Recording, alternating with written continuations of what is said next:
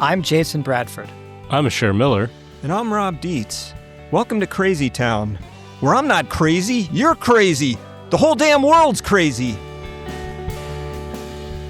Have you ever had that feeling in your gut when you suddenly realize that the person you're talking with might have a screw or two loose?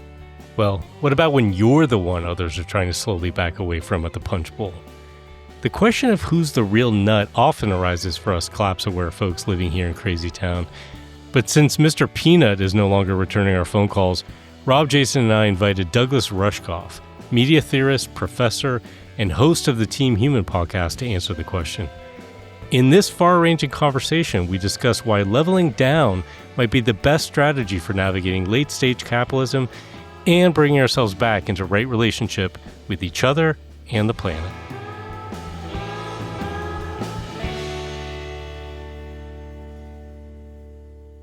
Welcome to Crazy Town. Here we are with our friend Douglas Rushkoff, who makes the Team Human podcast, which you should go to immediately after this is over. teamhuman.fm.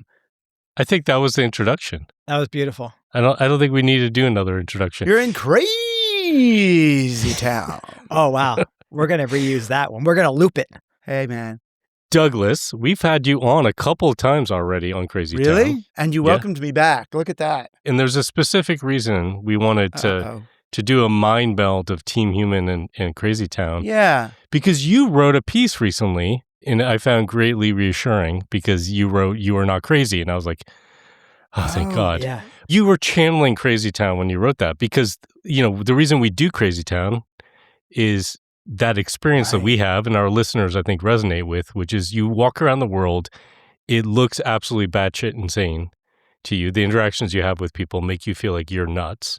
People treat you like you're nuts oftentimes, but it's actually, the secret is, as far as I know, the world is actually pretty crazy. Yeah. And we're the rational ones. So maybe talk a little bit about what that experience was. So, like 2018, I wrote this piece on Medium that got a lot of buzz about meeting these 5 billionaires who wanted advice on their bunkers. And it didn't make me a bunker expert or anything, but it was like, oh my God, why are they coming to a media theorist for this sort of apocalyptic visions? And I wrote this piece saying, look, the richest guys among us, the super tech bros, are planning for the end, that they've got so little faith in the ability of their technologies to actually solve anything that they're preparing for the event, the end of the world thing. And then that turned into a book and all this stuff. So a bunch of TV shows ended up being developed around the central premise of that book. I mean, I would never get paid for them because it's a nonfiction book, and it turns out you don't have to pay or get rights to do a story based on a nonfiction book, only fiction. Oops. I should have just put it as fiction. It would have been fine. But yeah. What shows? Oh, Mountainhead, used a lot of stuff from it. And this one called Paradise, which is one of these Hulu shows. It's about a post-apocalyptic underground giant city that was created by a tech billionaire. And as I thought would happen, the show is about the relationship of the tech billionaire to the security staff, right? How do you maintain control of your security when your money is worthless and you're in this, bizarre post-apocalyptic afterlife? But it's as good as any of these shows. It's a good one as far as the billionaire bunker genre go. And I mean, I didn't really know about the show, but they invited me to be on the companion podcast. You know how the highbrow streaming shows have these companion podcasts that they air after the thing. So I go on, and it's with the star of the show's wife is the one who's running the podcast. And they have me on, and the producers told her I was a bunker expert. But then one of the producers is there at the thing and says, oh, we loved your book. It was so, it really inspired us to do this whole show. So I explained that I'm not really a bunker expert or anything, and then she goes like, is this realistic? And the way they do the bunker, could that really happen? And that, and it's like, that's not my thing. I said, no, what makes the show important is that the bunker that you're talking about, the city that they've built to go live in after the apocalypse, those cities already exist. It's already happening. This is Prospera in Central America. This is the land that they're buying in whatever, Solana near whatever they call that, the Forever City or whatever they call that one. It's Noam or Neom in Saudi Arabia. Oh, Saudi Arabia, yeah. It's the seasteading project. It's Sao Paulo today with a very super wealthy city center protected by God knows how many armed guards from the rest of the world. It's what South Africa was like, right? Right. Under apartheid. Right. And well, other parts are like still. So I explained that these cities exist, and then explained about the sort of the division of wealth. And I'll say something like the apocalypse that you're envisioning is actually, it's happening now. That the show is not realistic as science fiction. It's realistic as a metaphor, an allegory for what's happening now. So I explained how, in the Soviet Union, when the Soviet Union collapsed, it was a way to privatize a whole bunch of stuff that had been public assets. And that in America, it looks like what our government is trying to do is to create the conditions of disaster capitalism so that things could be bought up. So, we do tariffs that puts farmers out of business, and then a sovereign wealth fund can come in and buy the farmland. Yeah. And she goes, oh, well, what's a sovereign wealth fund? Oh. And as I'm describing a sovereign wealth fund, which is basically, if you live in a nation that has a resource curse, meaning that you've got something like oil that you make money from, you've got no motivation to educate your people because you're making all the money from that. And then what do you do with all the money that you've made? If you don't give it out to the people, you create a sovereign wealth fund and then invest in productive assets. Or cryptocurrencies. And right. And then she was like, really? And I kept going back and almost having to explain the roots of capital. And the more I explained, the more I did, her eyes got wider and wider. And I realized I sounded like a conspiracy theorist. Yes. What do you mean? Sovereign wealth fund? Yes. Disaster capitalism intentionally, intentionally crashing the U.S. economy so that they could buy our ports with money. It's like you're talking about the Freemasons or something, Right. Yes. Private equity or any of these things that are completely normal they are crazy town. Right. So I went through it and I just realized there's no way I can tell the basic, simple story here without sounding crazy because that's how crazy it's become. So her eyes were bugging out, not because she's like, oh my God, like she was learning stuff and realizing the things you were saying were true. Her eyes were bugging out because she's like, oh shit, now I'm with a crazy person and I don't need to... know. Yeah. I don't know whether she was humoring me the way that Art Bell used to humor people when they talked about their UFO experiences. Yeah. He'd say, oh, really? Yeah. And what did they look like? Wow, that must have been scary. I couldn't tell if she was like, because it's good entertainment to have a guy. I have no idea, but my sense was she was thinking, who the fuck did they book here? Right. Yeah, you're supposed to be a bunker expert. You're supposed to talk about the depth of the concrete that gets poured. How wide is it? Right? Exactly.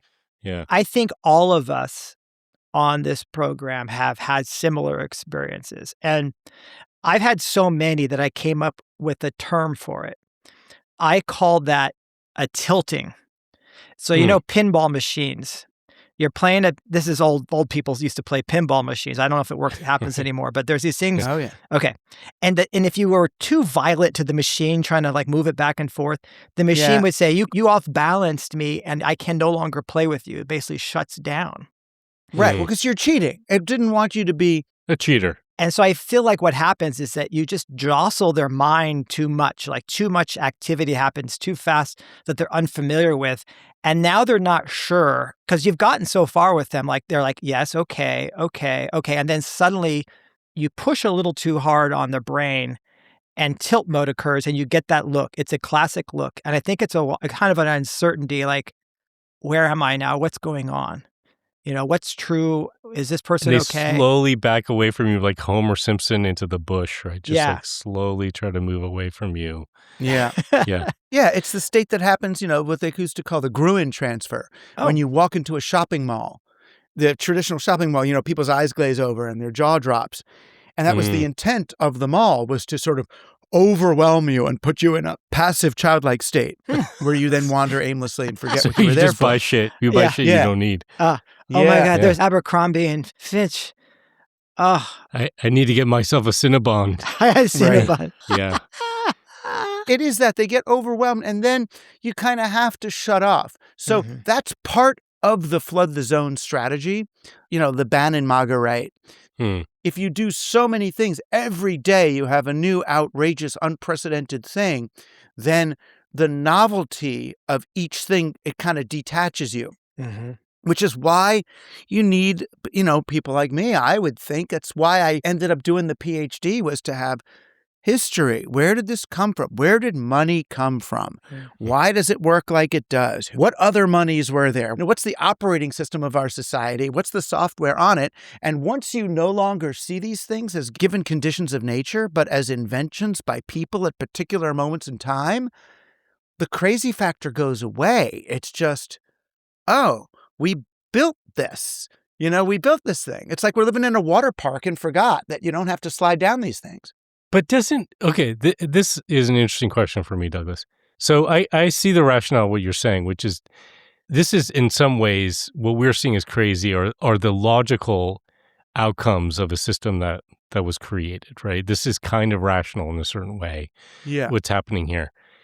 But at the same time, there are things like, is it just that it's like capitalism is now put into hyperdrive? And so it seems like, the way, for example, the AI companies or tech overlord types are behaving is very similar to what, people did in the Gilded Age or whatever. It's all consistent. It's not anything unique or different. Right. But it's just done on like hyperdrive or like a much larger scale. Yeah.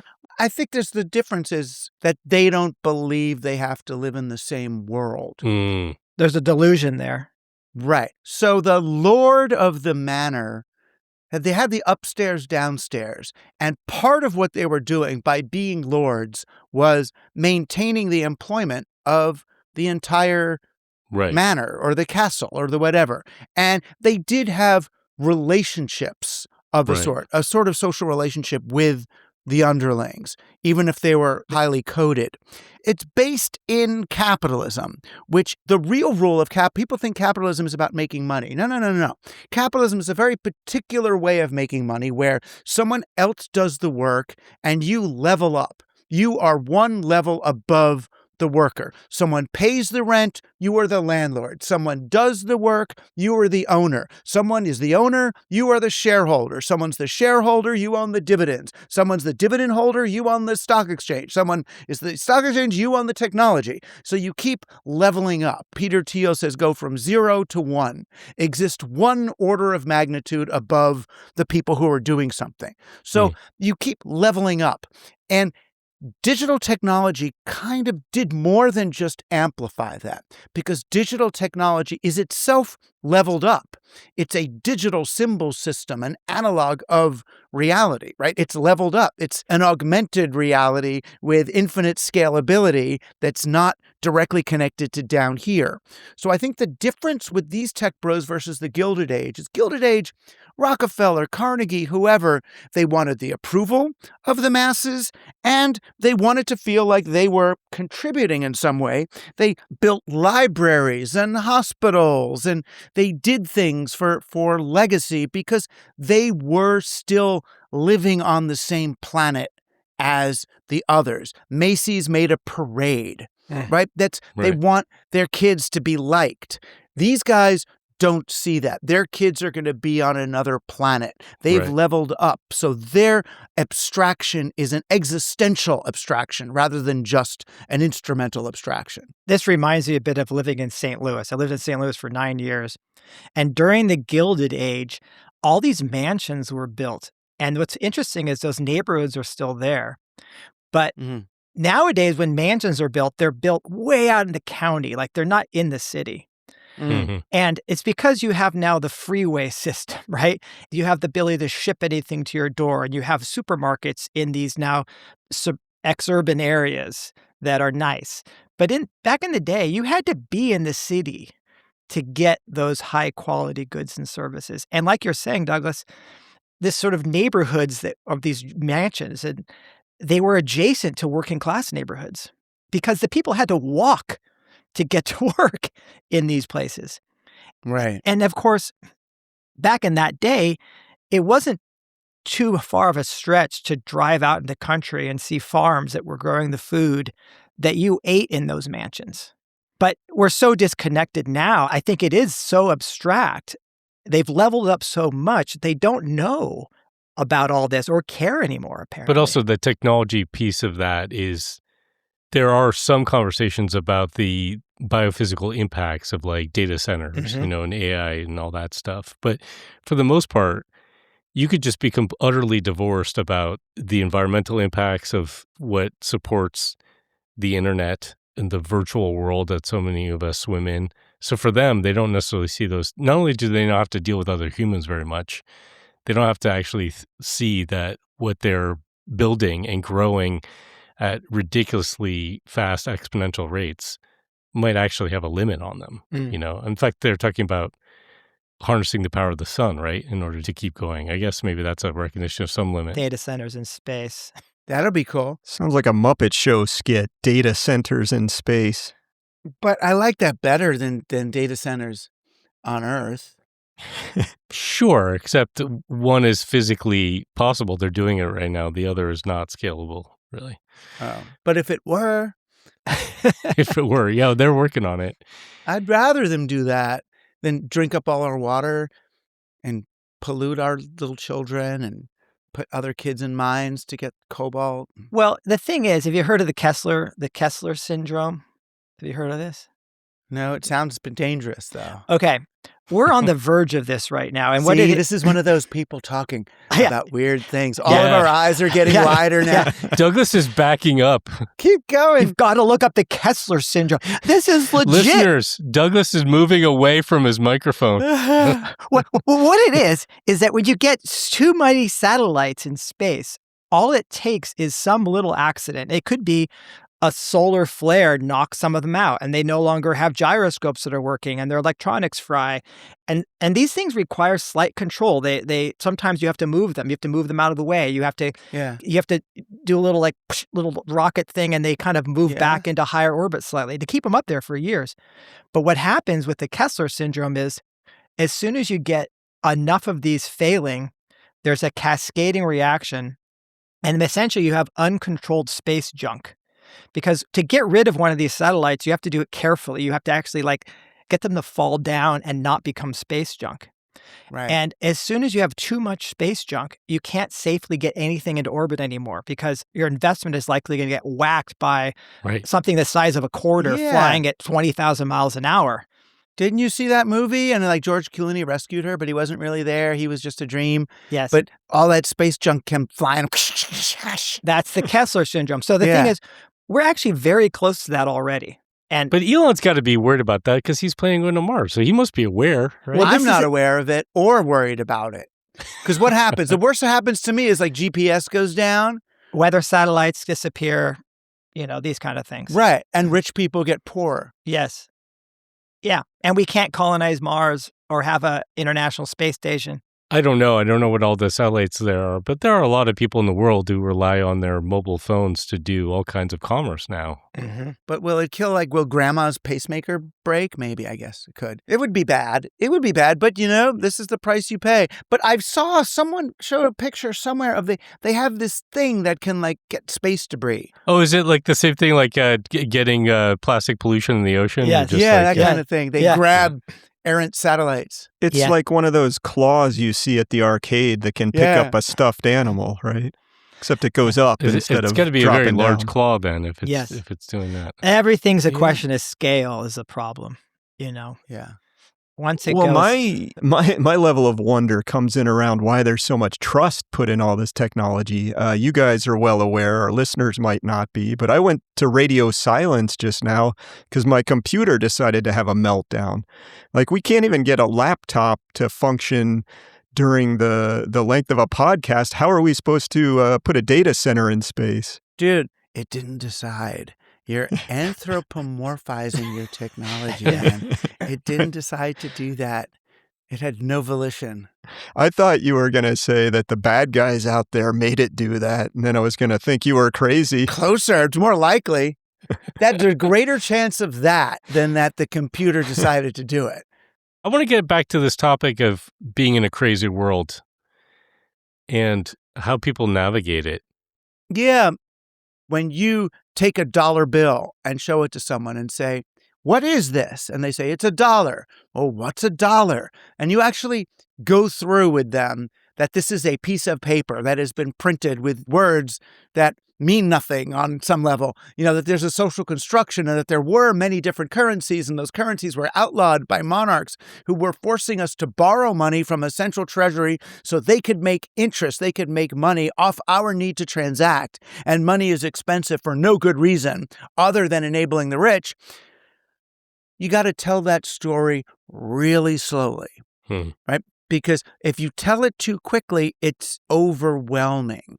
As crazy town citizens, we are slowly pulling back the curtain from The Wizard of Oz and saying, don't look up there, look over here. This guy's actually making that. Just showing the ankles first and then moving up a little bit. Yeah. You kind of have to do it slowly, and you have to do it in a way that the person discovers these things for themselves rather than being told. It has to be a bit Socratic. It's a set of questions. I mean, I was raised in New York. I thought all cities had grid patterns, that they were all used streets with numbers and number. Why not? I thought that was city. I go to friggin' England when I'm in college. Like, what did they do here? This isn't a city. This is random. This is what? And I was like, oh my God, New York was designed that way. Someone chose. I thought it just somehow if you don't know, sure, God didn't make that grid. Someone planned it. They wrote it down. They laid it out. Duh. But you don't accept that so many aspects of society have been designed by people. It's not all conspiracy. It's just everything was designed by someone. Language was designed by people. It's all social construction. And accept what? The feeling you get when you look at another person in the eyes, when you hold your baby, when you make love, when you encounter a tree. There's things that are not social construction. And I think the more we engage with those, the more calibrated we are and the more ready we are to accept these seeming laws of nature as inventions of humans.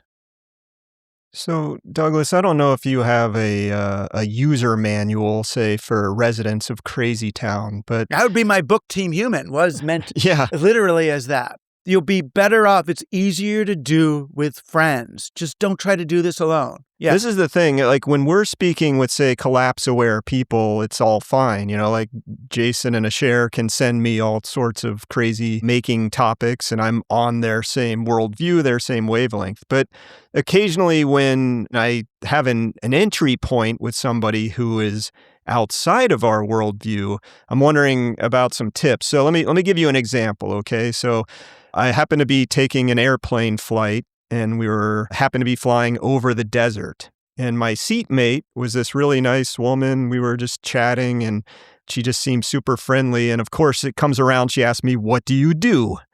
And then I tell her about my job and how I'm exploring the limits to growth and how we need to build an economy that respects the limits and stabilizes at a size that doesn't wreck the ecosystems. Well said. So her response, and I should say, I tried to tell those things in ways that maybe aren't overwhelming, like, sort of like you were suggesting, Douglas. And then she turns around and tells me that she's a highly religious person. God said in the Bible that we need to be fruitful and multiply. And when I look out the window here, I don't see any people down there. And, then I tried to talk about water a little bit, but then it was just... Do you know what water is? She clearly thought my worldview, my idea about the scale of the human enterprise was absolutely nuts. And I kind of thought she was sort of off the deep end. So and I don't mean because she was religious, I just mean her idea of trying to populate the deserts with as many people as we can. Yeah. What's the manual out of Team Human for continuing to engage with somebody who is just so far removed from our worldview? The Team Human answer for that is that, for the most part, it doesn't matter what 99% of people believe about the world. What matters is how they behave. Hmm. It matters if she needs a tool. Is she going to go to the Home Depot and buy it, or is she going to knock on her neighbor's door and borrow it? If the neighborhood is under threat because of a storm or a flood, is she part of the network of people that knows where the old people live who need to be checked up on? It doesn't matter whether people are on board with the Club of Rome, which I'm now a member. They made me a member. Ooh, Club of nice. Rome. Talk about limits to growth, Yes. right? It doesn't matter if they understand the carrying capacity of the lived environment, because the idea that the planet has limits is much less likely to motivate people to live within its limits than rediscovery of the joy of sharing, right? The human species, it's part of what made Homo sapiens, is our ability to share resources. It's so core. So I would have a different conversation with that woman. Yes, you can look at it. Oh, isn't it terrible? It's like, or what? Or what? Oh, so we should use less energy or this or that. I prefer to engage with people, even people who I suspect may have vastly different views than I do. I prefer to engage them in conversations that reinforce their most pro-social tendencies, to have a conversation that would make that person want to join a bowling league or become a den mother or, share an activity with other people. That's why I actually think that your example, Rob, of a woman who says she's religious might be actually a lot easier to engage with than someone who's anti-human, right? Transhuman or whatever. Like, just don't like people, right? Don't believe in community, don't want to have those relationships. I feel like those people are the hardest or harder. Yeah. The hardest for me, actually, in terms of finding the others, is sometimes you feel like you found the other and you're like 90% aligned with them. And then you discover that there's this 10% thing.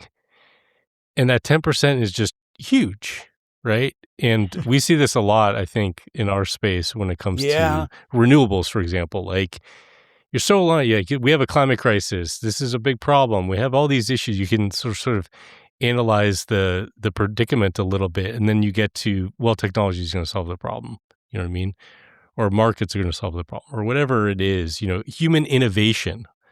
Once we unleash human innovation, that will solve the problem. And it's those people that I actually find it the hardest to. That's where I actually feel almost more crazy, Yeah, well, it's when we get with our own, right? Mm-hmm. So, I mean, it's like, since I have been involved with Nate Hagens for 5 or 10 years, who's a sort of a environmental theorist. He's got a great podcast and stuff of his own.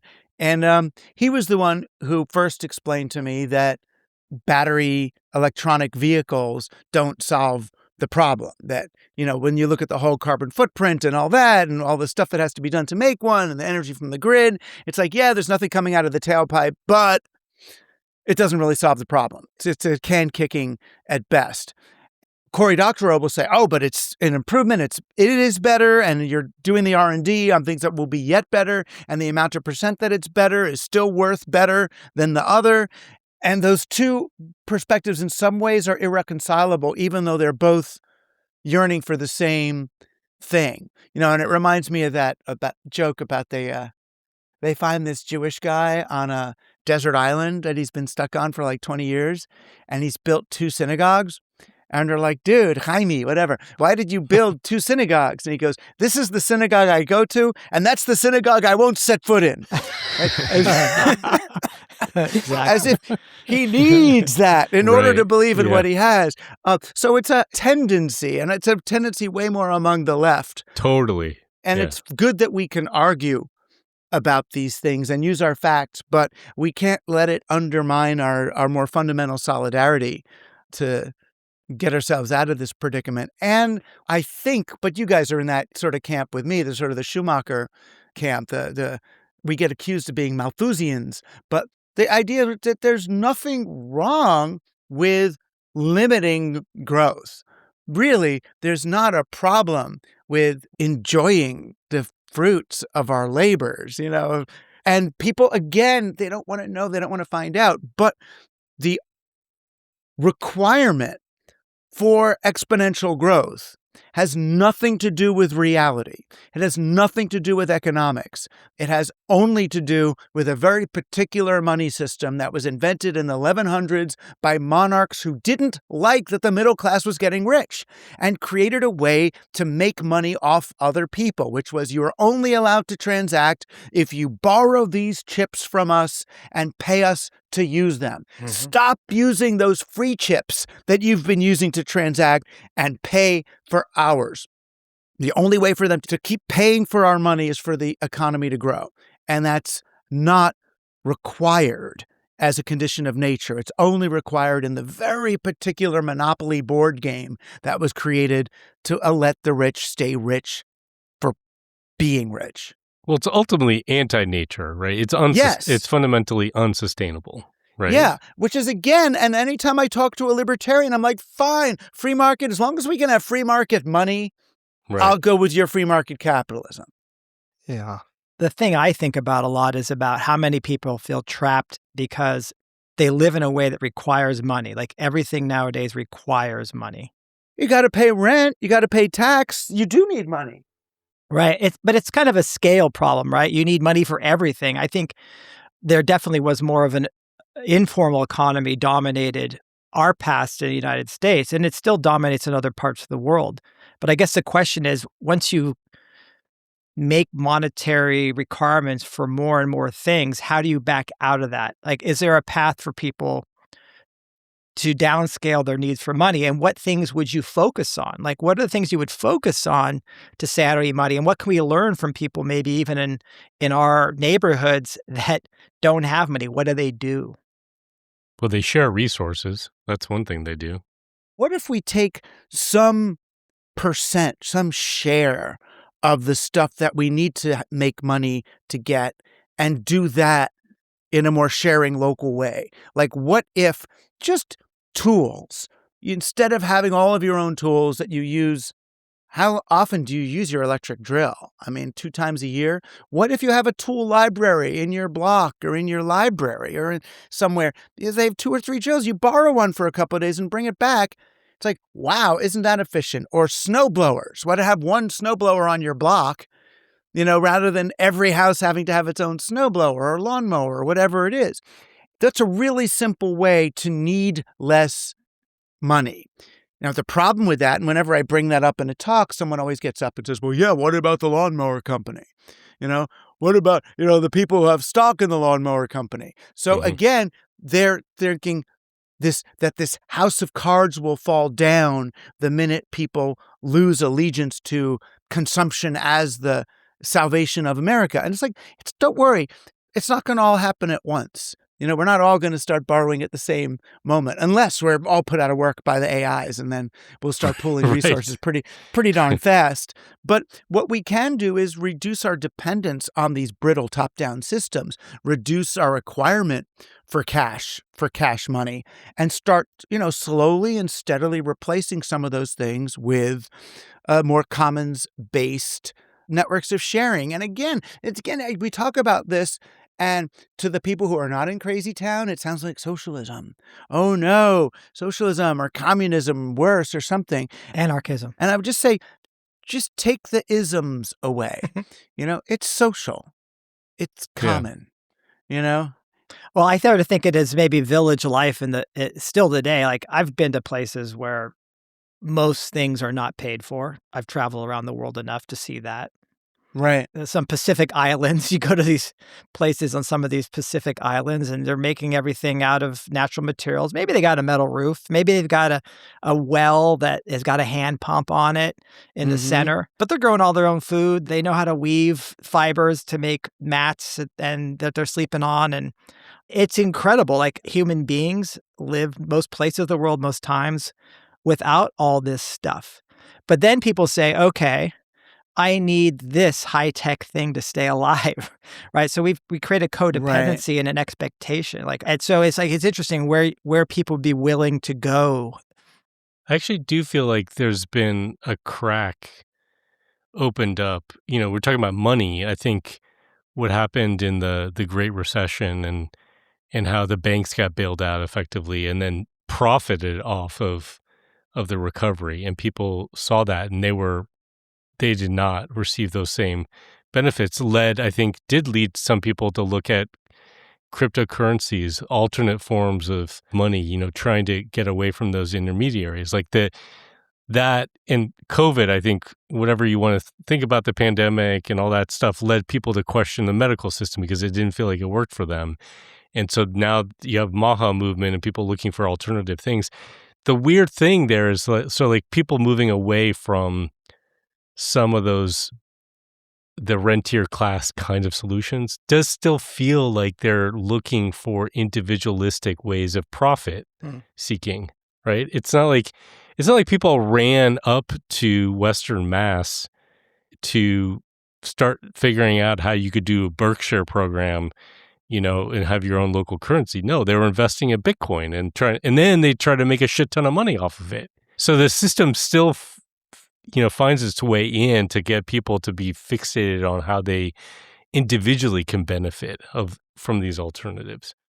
Right. Exactly. Like crypto really originally emerged at the same time as Occupy as an alternative to Wall Right. Street, blockchain, peer-to-peer verification. We're going to make our own money. And then the token became more important than the blockchain. Right. And now the token, how are we going to make money off that? Until we see, it is just fucking bullshit. Yeah. I think in the end, it's because Bitcoin was invented to substitute for trust.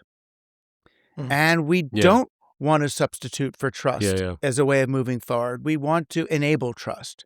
Yeah. I trust people that I know in real life. IRL is, I guess, the term now, which is crazy. If I know somebody IRL enough and I work with them and I see them and I laugh with them, then I trust them. Like, this is something that takes time. But I feel like I want to be with people, doing things together to get trust. But you shall.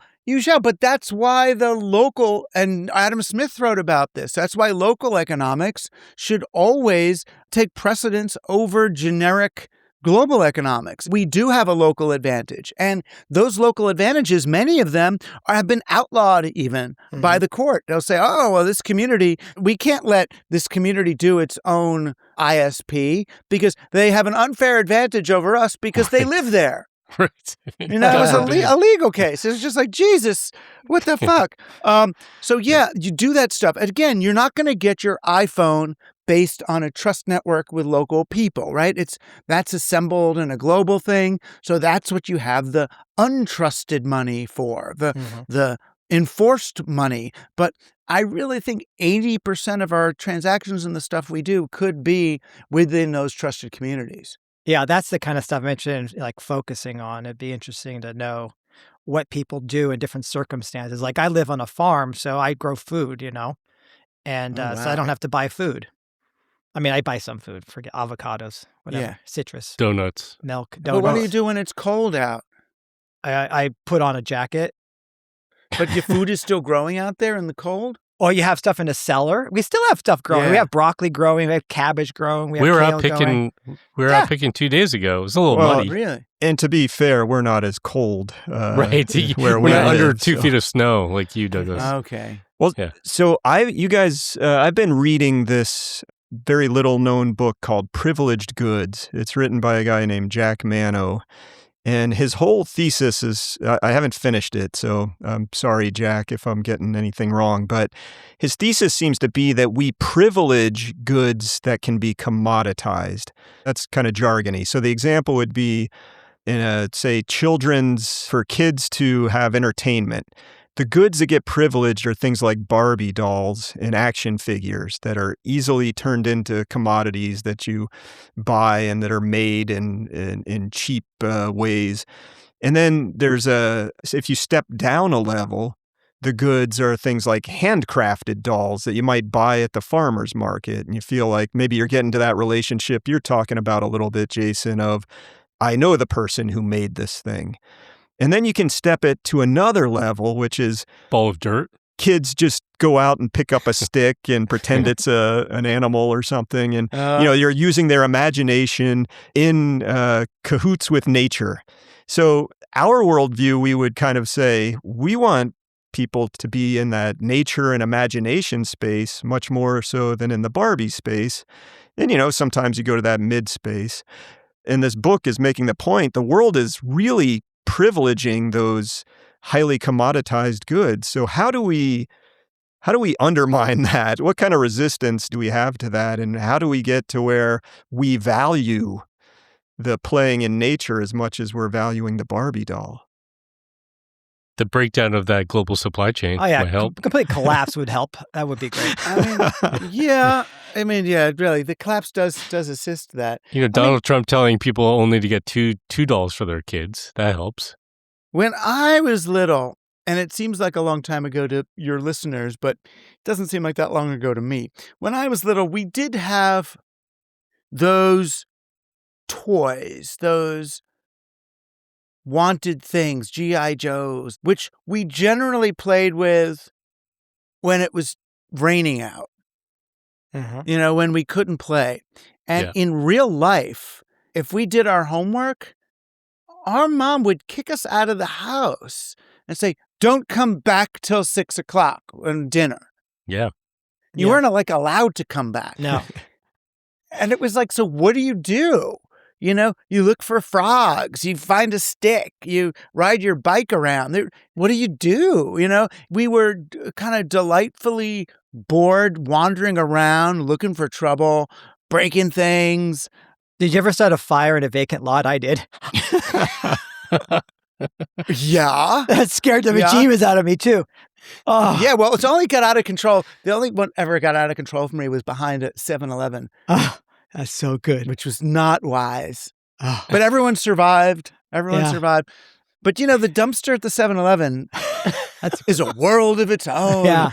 And it sound now we're not selling it well. But no, it was back great. to the frogs and the sticks and the love and the throw a twig down a stream and follow it like Winnie the Pooh. Yeah. I don't feel like the highly branded experiences are even that great. My daughter did it when she was 3-4 years old. She got bored with that stuff.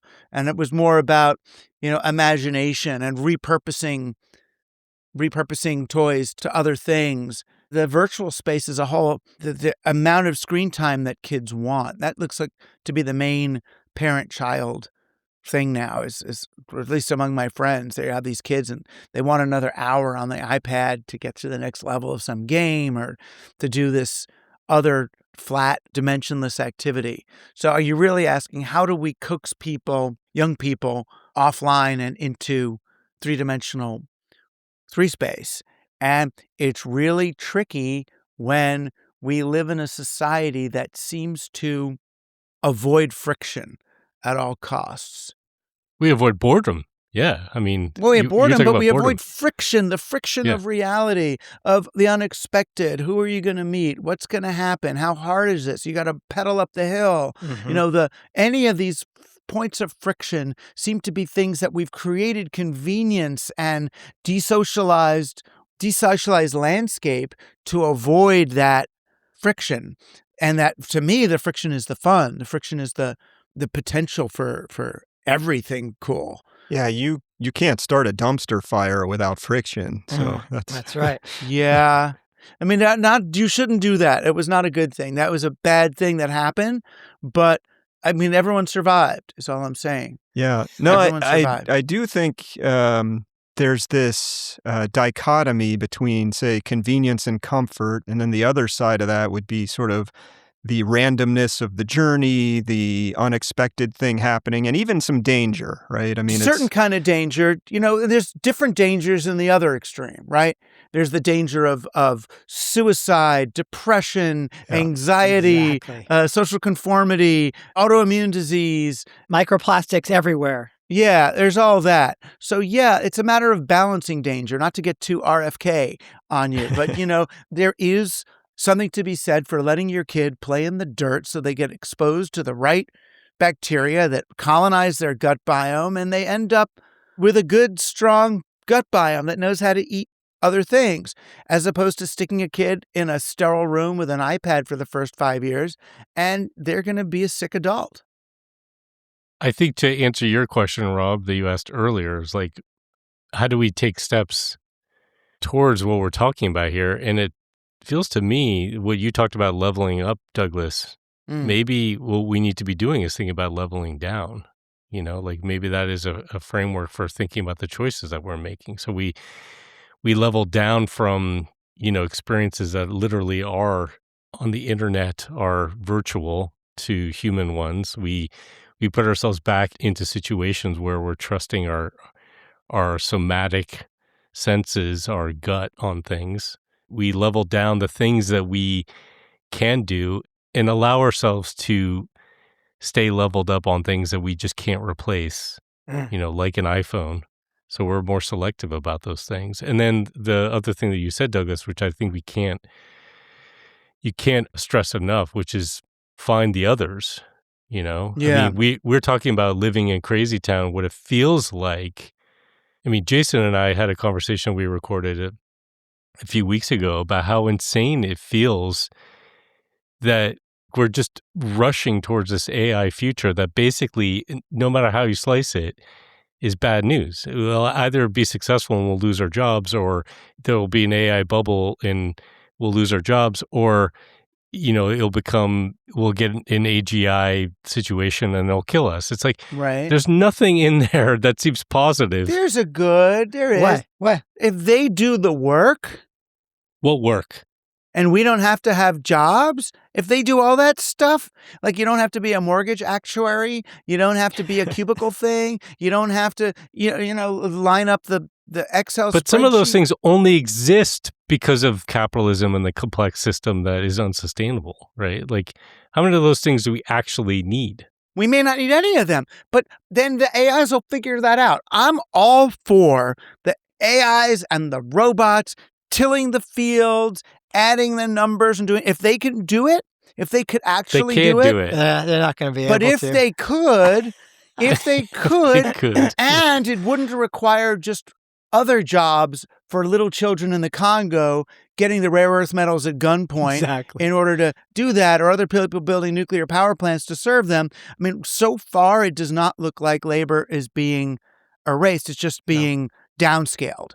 The same as the assembly line downscaled the craftsperson to an assembly line worker. AI seems to be downscaling intellectual people to ditch diggers, which, I mean, you can argue that some ditch digging is noble and fine and all that, but not at gunpoint in the Congo. Not the people who are lined up in the Philippines in digital sweatshops tagging all this data to make it look like AI has retrieved it. And it's not. It's humans. It's humans. These are all mechanical Turk devices so far. But that said, I've had a few engagements with AI that have been useful.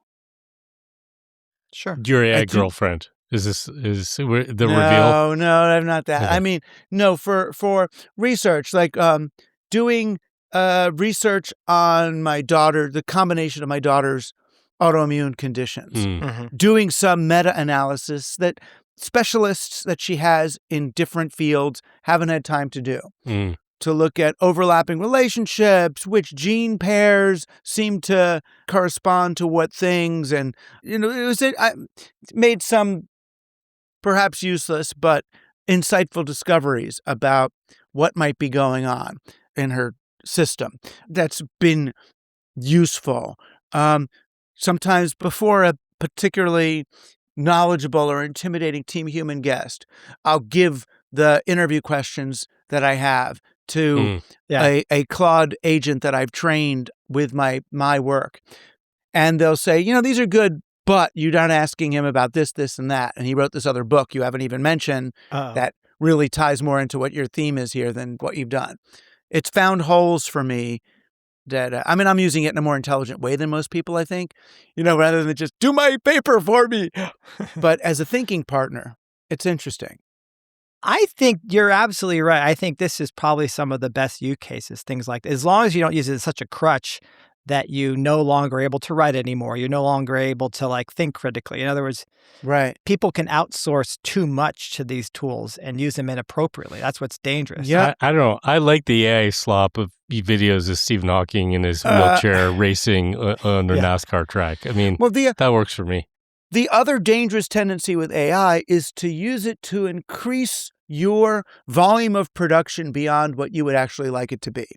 Like, as someone who does a podcast and a sort of a Substacky thing, I feel compelled by the technology and the platforms to produce more than I'm comfortable producing. Right.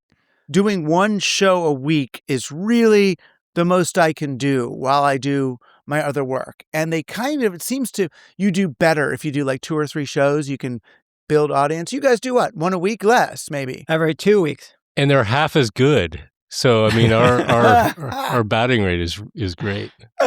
But this is an arms race problem because now you're in a competition. And so, again, Oh, I think it's virtuous. stop it.